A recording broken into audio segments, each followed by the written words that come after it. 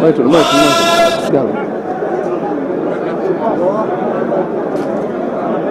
kon asalaamaaleykum wa rahmatulahi taala wa barakaatu.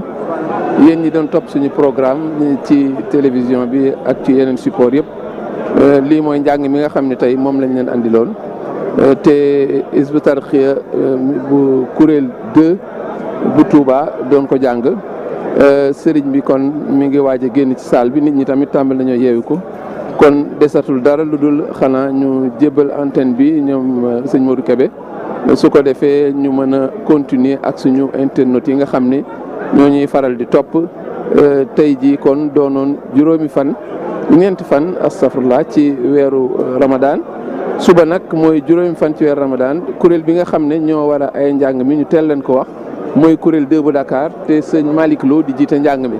kon lii mooy programme bi nga xam ne am leen andiloon nañ leen ko kon sëñ Modou Kébé mën nañ leen jébbalaat antenne bi su ko defee ngeen wéy ci Al Iftar ñun itam ñu wéy ak internautes yi ngir jottali leen li nga xam ne moo fi xewoon.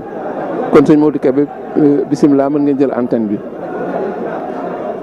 Fidèles téléspectateurs d'Al Mouridiyyah, vous venez de suivre la déclamation 1 heure durant des écrits de Cheikh Ahmadou Bamba qui a été assurée en cette journée par le kuréel 2 de la Daara de Touba dirigé par Serigne Modou Diop.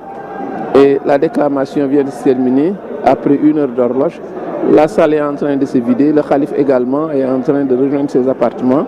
Et cela a été un moment, n'est-ce pas, d'extase encore. Et les gens en redemandent, ils sont pressés de retrouver encore cette salle demain, Inch'Allah, en ce 5e jour du mois béni de Ramadan. Et c'est le kuréel de la Daara de Dakar, kuréel 2 de Dakar, qui sera à l'honneur, qui va déclamer, n'est-ce pas, les Khassaïd. Ce kuréel qui est dirigé par Serigne Malick Lo, qui en est le maître de chœur. Et sans plus tarder, nous allons passer à notre dernière relation sur Mimia. Une relation à l'issue de laquelle une certitude subsiste, c'est que nous n'aurons pas terminé toute l'œuvre.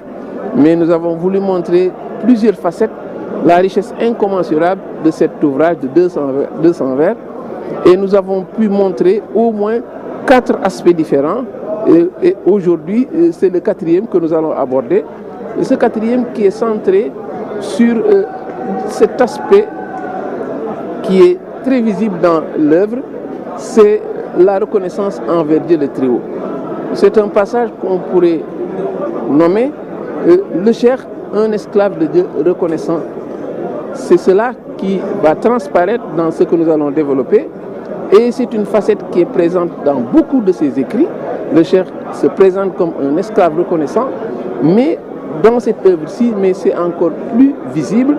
C'est pourquoi aujourd'hui nous avons pris le parti d'aborder Mimia par l'entrée sur la thématique du shukr, la thématique, n'est-ce pas, du fait de rendre grâce à Dieu le Très-Haut.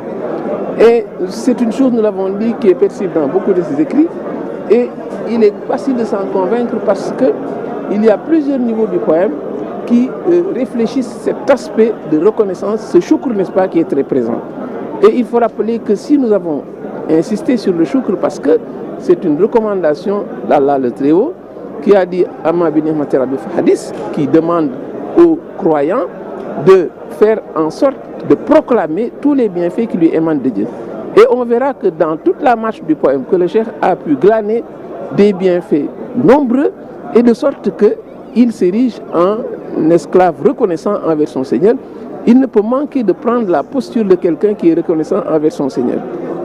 Et toujours par rapport à cette reconnaissance envers Dieu, envers ce shukr, le vénéré Cheikh Saliou Mbacké, 5e page du Mouridisme, enseignait que on peut résumer la mission des prophètes à ce shukr.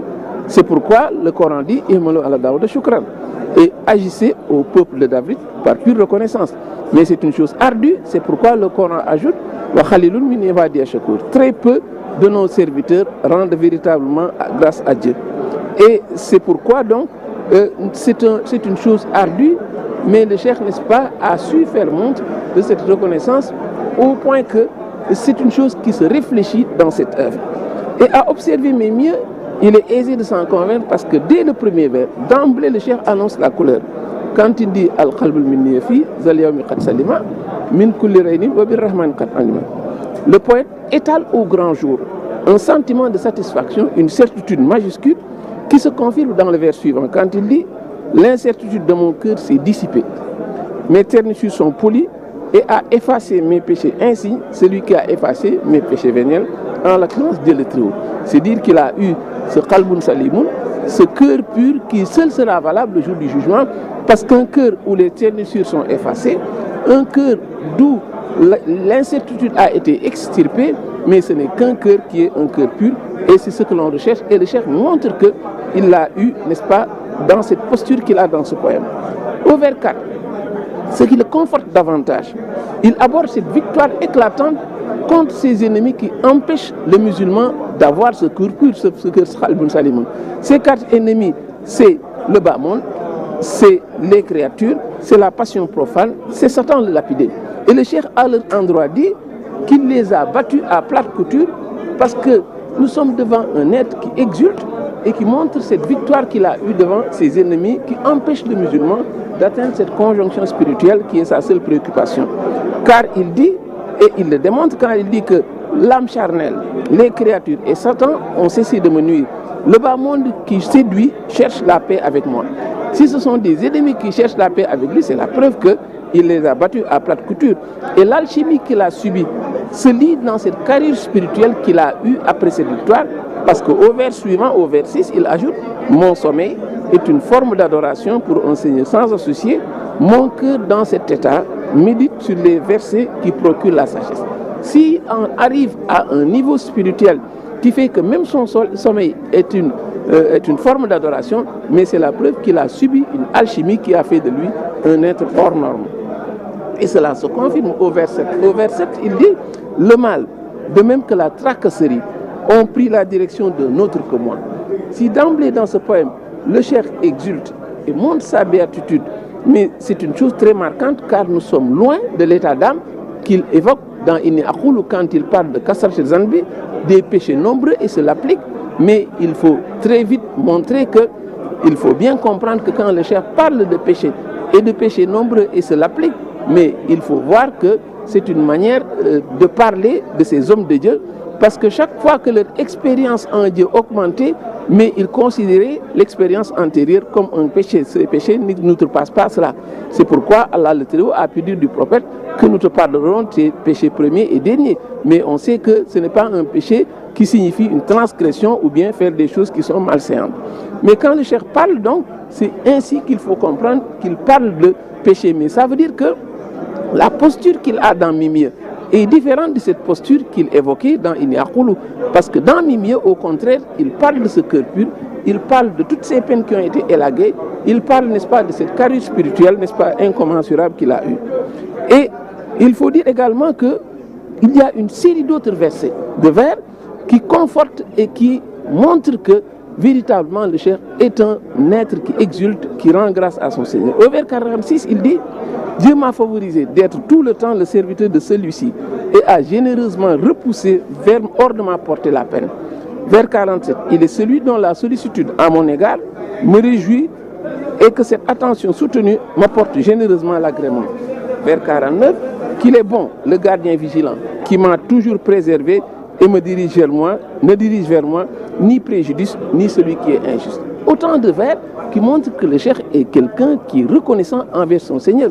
Et ce sont des types de vers qui traversent tout le poème et on le voit dans la posture de quelqu'un qui a du béatitude. C'est pourquoi, sur ce plan, Mimia est très particulier. Et au vers 50, ça c'est le clou, sans conteste, c'est le vers 53, quand il dit « Dieu m'a disposé, au nom de l'effaceur des péchés, ses voies spirituelles. » On peut citer beaucoup d'autres versets qui montrent que sont ces dons prodigieux qu'il a eus et au nom desquels, n'est-ce pas, il ne peut manquer d'être reconnaissant envers son Seigneur. Et dans le troisième leitmotiv que nous avions évoqué la dernière fois, le cheikh bâtit ce leitmotiv en évoquant la grandeur du prophète, mais également en montrant tout ce qu'il a reçu comme don de la part de son Seigneur. Un seul vers peut nous illustrer cette série. Au vers 60, il dit « Le prophète est le tuteur, au nom de qui le munificent m'accorde le bonheur et m'éloigne de ce qui attire l'affliction. » Les vers 108 et 111, c'est également les vers les plus poignants. Quand il dit « Son serviteur l'a invoqué en mer, à son secours avant l'affliction, et en cela il a éloigné de lui la tristesse. Vers 111, le serviteur a appelé le fils d'Al-Blabla, il s'agit du cheikh, étant malade, celui-ci a guéri son cœur et a considéré sa volonté spirituelle. Cela veut dire donc que véritablement le cheikh, dans son humilité profonde, se présente comme quelqu'un qui est indigent, mais c'est le prophète qui est venu à son secours, qui lui a apporté tout ce qu'il voulait. Nous réitérons donc notre propos pour terminer. Nous avons une certitude, c'est que nous n'avons pas épuisé le Mimia. Nous avons simplement égrené quelques aspects qui montrent que, mais c'est un poème très riche. Nous avons parlé des critères formels, nous avons parlé des critères de fond, nous avons parlé, n'est-ce pas, de cette posture d'esclave reconnaissant qui est chez le cheikh. Et nous avons parlé des leitmotifs qui sont présents pour insister sur les aspects formés, mais il est certain que, ne serait-ce que l'approche qui présente les noms glorieux de Dieu est une approche qui pouvait être convoquée pour dire donc qu'en vérité, nous n'avons pas terminé Mimia, mais nous allons suspendre puisque nous avons fait 4 séances et demain, Inch'Allah, nous allons aborder un autre chef-d'œuvre et que vous découvrirez avec nous, Inch'Allah. Wassalamu alaikum wa rahmatullahi wa barakatuh.